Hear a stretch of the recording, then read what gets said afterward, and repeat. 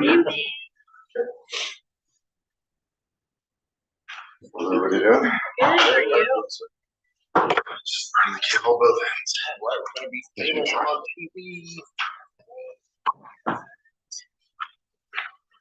Did you see the You're video? supposed to do that. There was The middle, and at the third point. yeah, there was a video below. Yeah, it's all these- Yeah, it's all the light fixtures. Yeah, and then below that was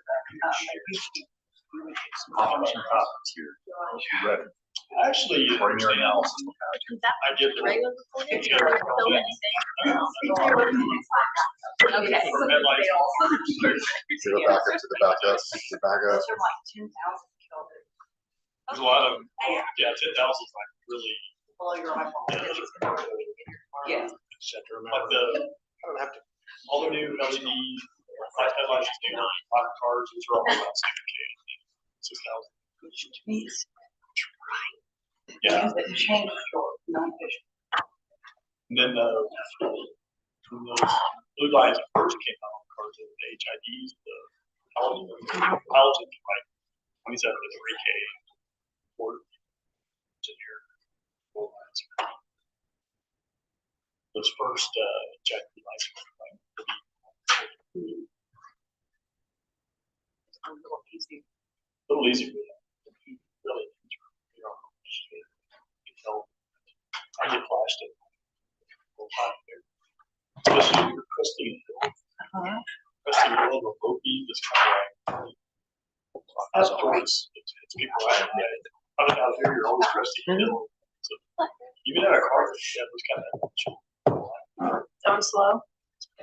Yeah, it's You're a saying? minute faster than that. Oh, perfect. Well, let's go ahead and get started. Good evening, everyone. Before we officially get started, I do want to remind you all that if you wish to speak this evening on a matter, please sign up at the front. There's a sign-up sheet there, and we'll call you whenever that period of time is open. Okay, so before officially getting started, we always start with an invocation this evening, so if everyone would please stand. Okay, we pray for wisdom, for strength, for courage to do what is right and good for all citizens. May we put the interests of others above our own. May we act with love for the common good.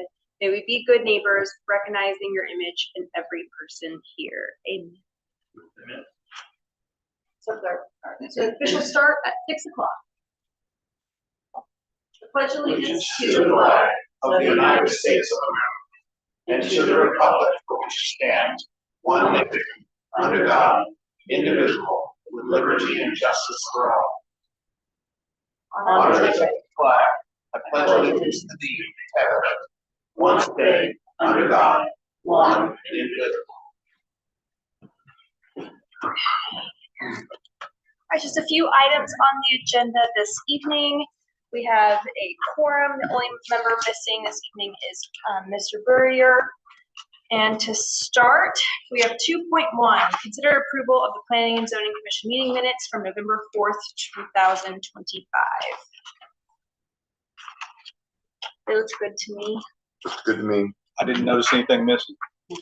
Perfect. Would anyone like to make a motion? I'll make a motion that we approve the meeting minutes from November 4th. I'll second. We have a motion and a second. All in favor? Aye. Motion passes. Moving on to 2.2, hold a public hearing and consider a request by Lindsay Sitcliffe, hopefully I'm saying that correctly, on behalf of David Weekly Homes for the approval of a special use permit to allow a guest house located at 1032 Sitaway Lane, Bulverde, Texas 78163. Yes, good evening. This is a request for the use of a guest house by David Weekly Homes in the Thornsbrook neighborhood, which is zoned as R2. Guest houses are not allowed by right in this neighborhood, so a special use permit is required. The main home residential floor area is 3,414 square feet. The applicant's guest house proposal contains a residential floor area of 634 square feet, which is compliant with the allowable maximum area. If you have any questions, please let me know. I believe that the applicant or authorized agent is here as well. You guys have any questions for Bailey? I don't know if this actually pertains to that, but is the position, excuse me, of the house, and I guess I'm concerned about the trees that are being cut down. It's like if you just scooted both of the structures back, you would be avoiding cutting down a whole bunch of trees, especially that one 30-inch diameter tree. So I know that they do have 2 permits right now, one for the main house and one for the casita. I believe that, I know that all the trees within the floor area are exempt from like mitigation can be removed as long as they're not majestics. But I believe we've cleared all their tree comments. I believe they're Yeah. compliant. The city doesn't have the authority to dictate where they position the footprint of the buildings. Is it 1,000 square feet maximum? So it's 33% of the main residence but the With the maximum is maximum. 1,000. Okay, I just And they're way under that. Yeah, so All right, we'll talk to the applicant now. Thank you. The applicant? Yeah, thank you. We have, I work for David Weekly, I'm the project manager. Been there for 21 years, and I work in our building and lot division. As many of you may know, just down the street here, off 281. We've started in Thornbrook. We did not realize that a guest house wasn't able to be built in the community. We have a lot of communities in the surrounding area and also in Austin, where casitas is what we call them, become very popular for a lot of different reasons, and we have a lot of different options in our casita plan. Historically, folks would commonly customize their home maybe to fit aging parents, or maybe they had special needs children or homeschool kids. I personally have a casita at my home that was one of the requirements when my wife and I purchased in 2023. And I've actually got all 3 of those things that we expect to use our casita for in the future. And so they become very popular because you're not customizing your home for a space that may not be something that is going to be easy to resell in the future. It creates more privacy depending on how you're going to use that space. They're also used for hiding rooms, pool rooms, if somebody was to build a pool, or guest house. There's a lot of different uses. I know one of our customers here today that would share their use with you. But that's why we would ask that you guys would entertain allowing us for these casitas in Thornbrook. We feel like it would significantly increase property values in the community, and they look very similar facade to the home. They're not going to detract from the community or the unsightliness. The issue with trees did come up. That's something that we could entertain if that was an issue or something that was causing you guys not to want to build it. Any questions? Yeah, I have a couple of them. You mentioned in your letter that your sales contract has a stipulation that's saying that they can be used for rental. How are you guys planning on enforcing that? So, unfortunately, down the road, there's not a whole lot that we can do. At David Weekly, we do focus on building residences. We don't sell homes to investors if we're aware of it. When we do, it's in certain circumstances.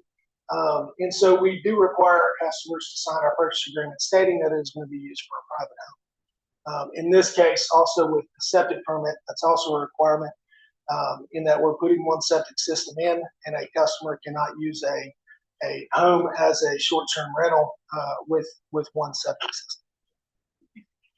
And I noticed on this agenda item and the next, very similar layout floor plan. So do you have the option of plans for people to, that want to build in Thornbrook just to pick between, and pretty much all of those plans already have casitas on them at this point in time, or?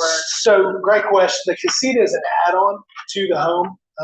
It's what we would consider a flex option. We do have multiple different options in the casitas. Most of them all look like these 2 do, but we have an option where it's just one open room. And a lot of times folks would purchase that if maybe they're going to put in a pool and they just want to use it for a pool room, or if it's going to be a children's play area, something like that. We also have an option where it's got just a bedroom and like bathroom. And then we have a third option, which has been the most popular, and that's the bedroom with a kitchen, bathroom, and a small sitting area. And again, the uses for casitas, there's a litany of reasons. And again, most is for whether it's aging parents or, special needs children or, on and on. But we have quite a few options, both in external facade so that they match the home, as well as internal. And how many homes are you guys planning on building in Fort So in our current section, there's 27. We are looking at about 130 homes overall to completion of the community.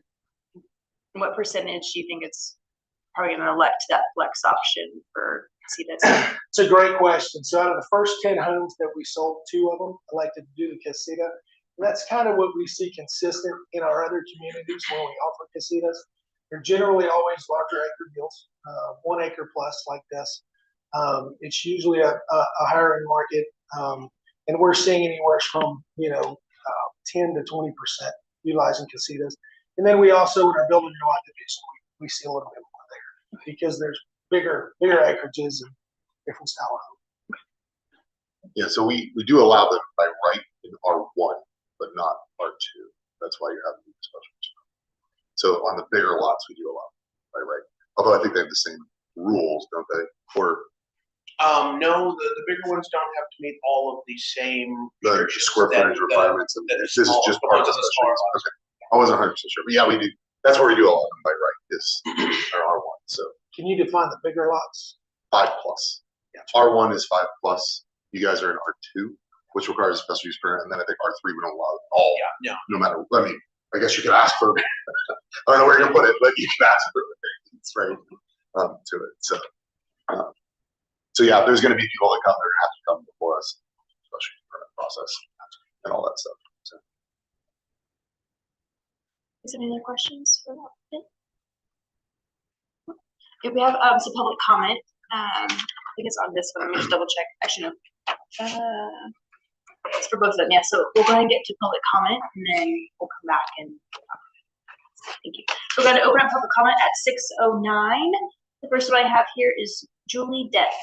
And my apology, I got overzealous. I'm with, he is in lieu of, so I thought we needed to sign that. Perfect. But I apologize. No problem.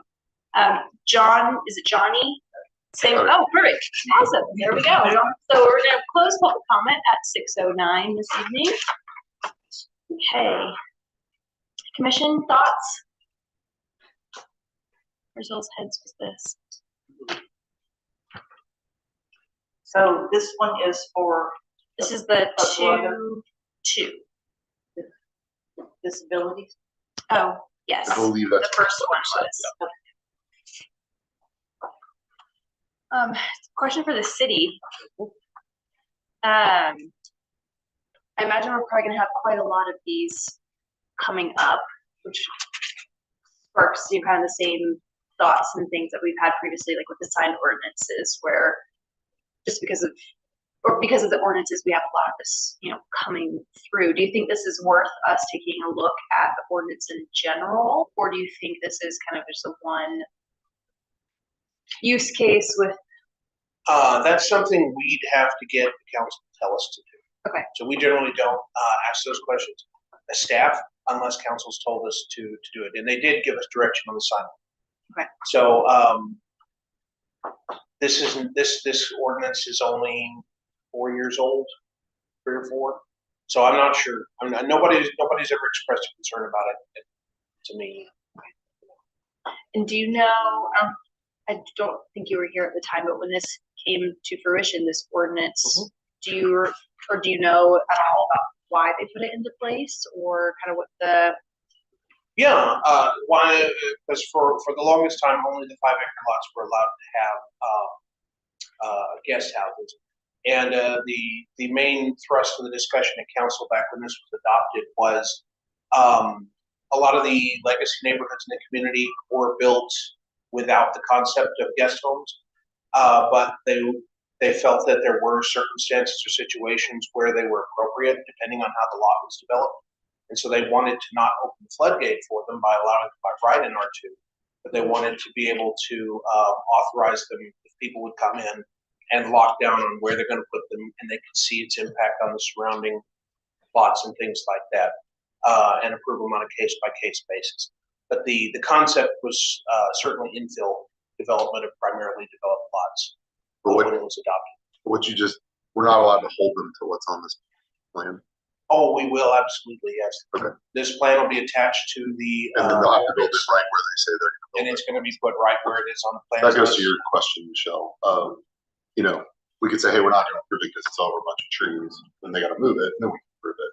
Or approve it with that condition, I guess, or something. Yeah, and you could, when I said the city can't regulate the building footprint, that's the standard, Right. under our standard We process. get, right, because we're saying, hey, we'll allow it, the use if you do that, you know. Right, but if you feel that that's a negative impact to the community or something, like Exactly. that, permit, you could. And I understood that to be sort of the spirit of the ordinance originally was to make sure that people weren't putting them in all kinds of crazy weird places or putting them in, you know, just spots where the city would prefer that they not, because the lot is so much smaller than a 5-acre lot. Well, and that's why part of the discussion back then was, you know, it had to be on a common meter, it had to be on the same water. In other words, you couldn't build a casita on another street on the backside, you know, even though that might be a better entrance, but you didn't want to have it set up so that it was a rental property or could be a rental property. Turning into multi-family purposes. Yeah, exactly. And they have to use the same drive. Yes. So I guess for the developer, this won't have any outdoor lights. They'll be up in the porch, the lighting on around it, and there won't be any floodlights around the side.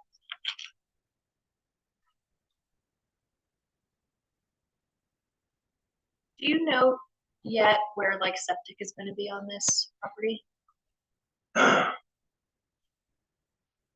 We do.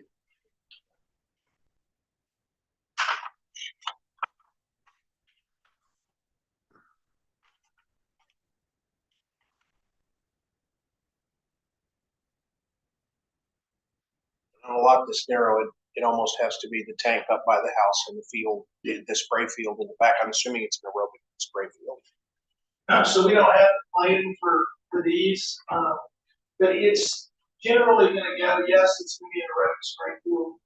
In this case, it would generally go in between the two. You see that in the home, could potentially go to the left side.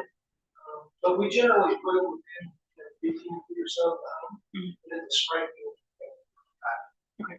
Our goals that we're in view, one septic system. But you see that here. So that we're not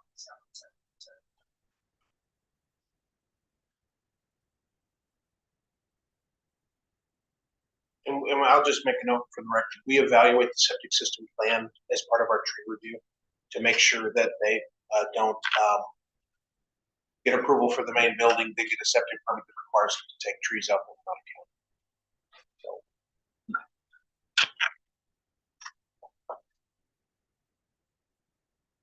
All right. Any other questions or discussion?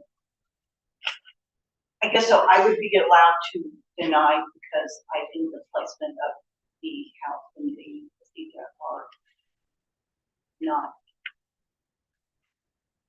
Yeah, if you feel that it's the exact language is in here, I can find it.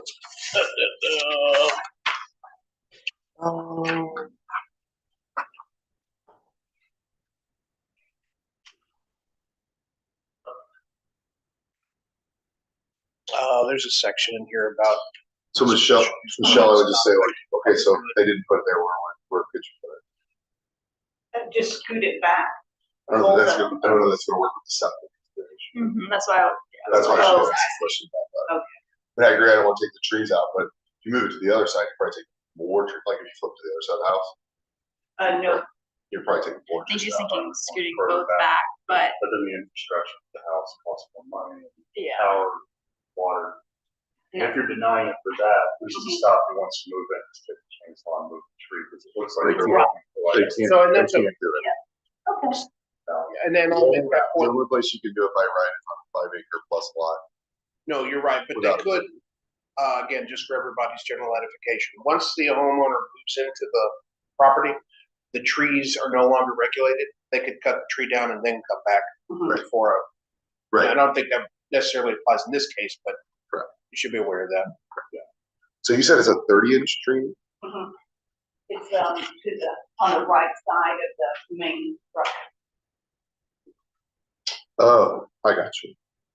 I was looking at the guest house going. So you're saying move all of it back on the Yeah. wall? She's trying to capture it in those two clearings. Yeah, right. Here. Just strictly move that back, yeah. But I think those two clearings are probably where their aerobic spray fields They and things also are can gonna go. align yards, so I mean, you're gonna lose.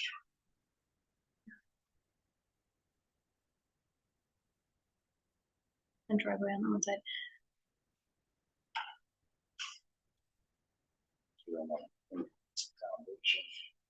You can do what you want, but that's pretty Sure. scary. Okay. Which way are we leaning? Anyone want to make a motion?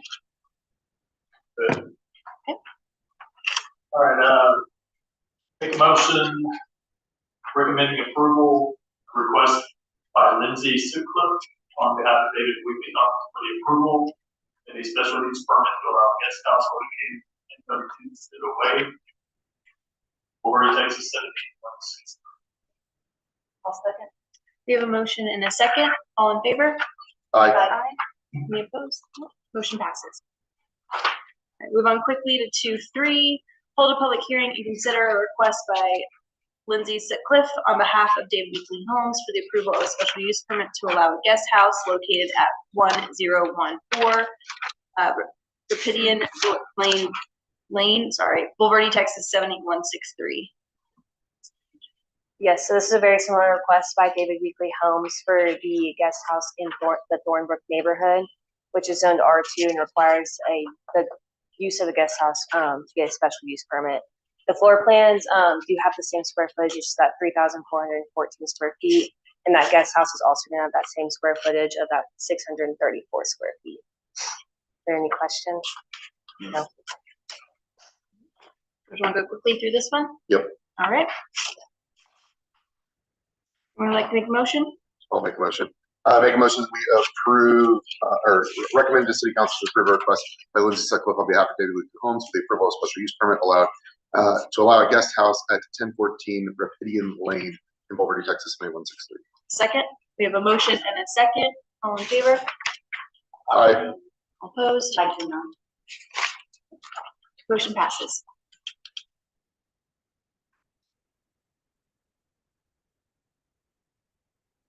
2-4, consider a request by Jane and Robert Pavlik for a variance to section 17.04.004 related to fills of the City of Bulverde Code and Ordinances on 1.10 acres located at 671 Butler Oaks, Bulverde, Texas 78163 for the construction of concrete decking surrounding a swimming pool. Yes, Madam Chairman and members of the commission, this request is for a variance to the fill ordinance. The property owners are currently in construction of the main residence, and they are looking to build a swimming pool surrounding the concrete, or to build the concrete decking surrounding the swimming pool. The fill required for the decking requires a variance to the city's 4-foot limitation. Since the proposed maximum fill amount is approximately 9.3 feet above natural grade, the variance would approve the additional 5.3 feet of fill. The applicant is requesting the fill variance to allow for the elevation of the decking to be level or similar elevation to the foundation of the home. I think north is this. Oh, sorry. You don't have this on a plat or something. Yeah, So north the is this way. So there's about an 8 to 9 foot drop from the northern edge of the foundation to the southern edge right here. So at natural grade, it goes about 8 to 9 feet this direction.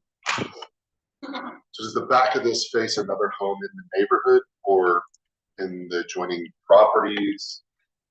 I don't believe so. I would have to get an aerial view to confirm. I'm looking right now. I should have looked earlier.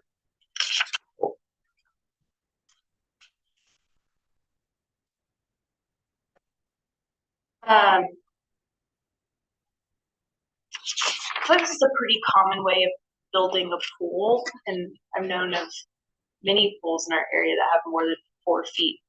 So why is this coming? Is it being built in a certain way that passing the cost to us, or, This has only been on the books since 2017 or 2018. okay, So anything that would have happened before then wouldn't have been caught. I wouldn't have had to get Scott a variance. so even though it's technically within, a concrete form, and there's filling in the middle, that counts as, So technically your foundation does not, it's built The like a foundation of that house does not count. But Right. any extra things that are added, if you're filling more than 4 feet or cutting more than 4 feet, do count. for accessory structures. So right, like if I were to build a guest house that was, I guess a guest house would count or no. Yeah, I mean, if it was 5 feet in the back, let's say. Other than the main house, right? Right. So yeah, if I was gonna build a guest house that happened to have a 10-foot drop off in the back, I'd have to come, because we had this before on, I think another pool. wasn't it? We had this pool in my neighborhood. Yeah, that's right. Yeah. And right, I think the spirit of the ordinance is right, we don't want these huge things, that's why I was asking which way it's facing. Because if it's like facing, because that's that's back where Shepherd's Ranch is. If it's facing somebody in Shepherd's Ranch, might be singing a different tune than if it's facing somebody in Bell Oaks, I guess. well, there's also, there's ways that Step it, they can beautify it, doesn't mean oh, it's I'm just sure. No, I'm just saying, like, But this is not an aesthetics ordinance. anyway, So yes. technically, this is a a cut soil and fill. stabilization, Cut water, and fill. stormwater flow.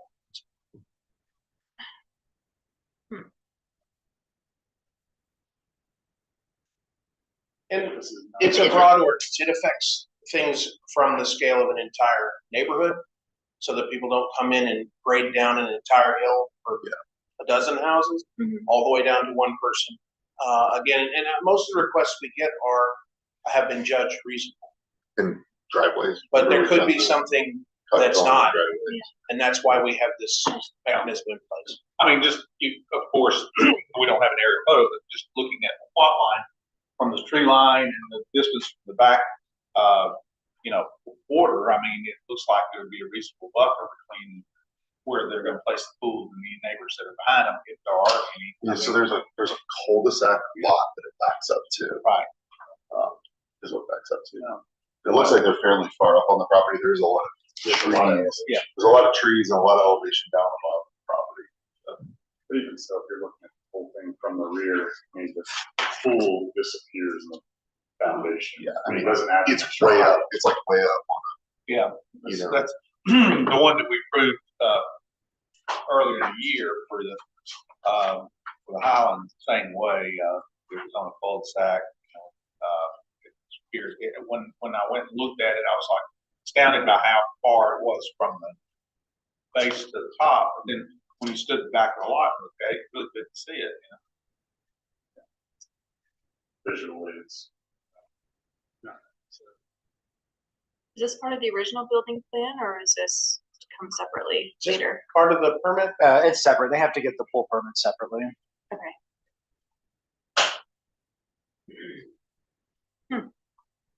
Well, this is so that they don't have to step down. like- Yeah, it might be about 6 inches below the foundation of the home, but So from the rear of the lot to the finished, from the real lot elevation to the elevation where the pool is, it's 31.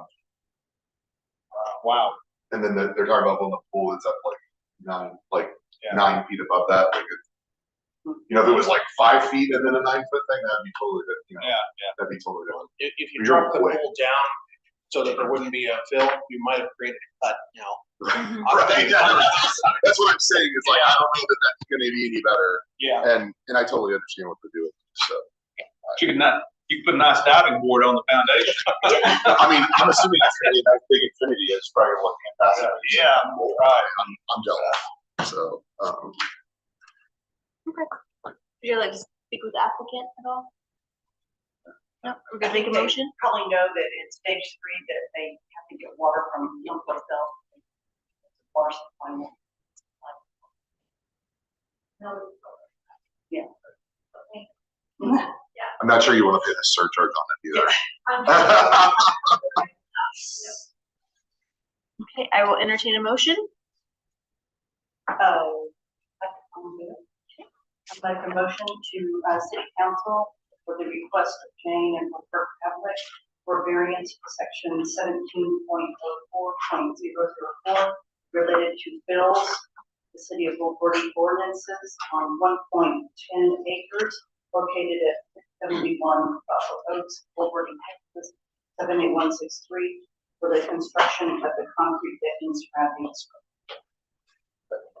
We have a motion and a second. All in favor? Aye. Motion passes.